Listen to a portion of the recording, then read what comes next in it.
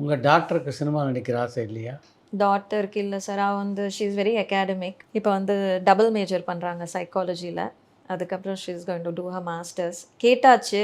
அவங்க என் கூட ஃபோட்டோஸ்லாம் வந்து நான் போடும்போது இங்கே இருக்கிறவங்களும் கேட்டிருக்காங்க, அங்கே இருக்கிறவங்களும் கேட்டிருக்காங்க, உங்கள் பொண்ணு நடிக்க மாட்டாங்களான்னு. என் பொண்ணு வந்து she said no I am not interested. So I feel force பண்ணக்கூடாது. அதுவும் எஸ்பெஷலி இந்த ஒரு துறையில் வந்து நமக்கா தோணணும்.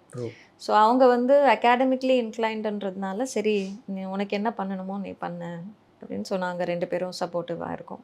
இப்போ இந்த சீசனில் என்ன மாதிரியான கதாபாத்திரங்கள் ஏற்று நடிக்கணும், என்ன சினிமாவில் பரிணமிக்கணும் அப்படின்னு ஐடியா? நான் வந்து ஒரு லீட் ரோல் பண்ணுற காலகட்டம் போயிடுச்சு. பிகாஸ் அதுதான் உண்மை. நம்ம வந்து no one is going to stay young forever as not in your heart. நம்ம யங்காக இருக்கலாம். பட் யூனோ ஒரு நம்ம சினிமாவில் வந்து சில கிளீஷேஸ் இருக்குது. இப்போ நான் பண்ண முடிஞ்ச கேரக்டர்ஸ் வந்து சப்போர்ட்டிங் ரோல்ஸாக தான் இருக்கும். So again like I set கொஞ்சம் ஆழமான கதாபாத்திரங்கள், பெர்ஃபார்மன்ஸ் ஓரியன்ட் கதாபாத்திரங்கள். இந்த ரோல் வந்து இவங்க அஸ்வினி பண்ணும்போது நாங்கள் பார்க்குறது அஸ்வினி இல்லை, அந்த ரோலை தான் நாங்கள் பார்க்குறோம் அப்படின்ற அந்த ஒரு காலகட்டம் வரணும் அப்படின்றதான் என்னோட ஆசை. So I am willing to work towards that.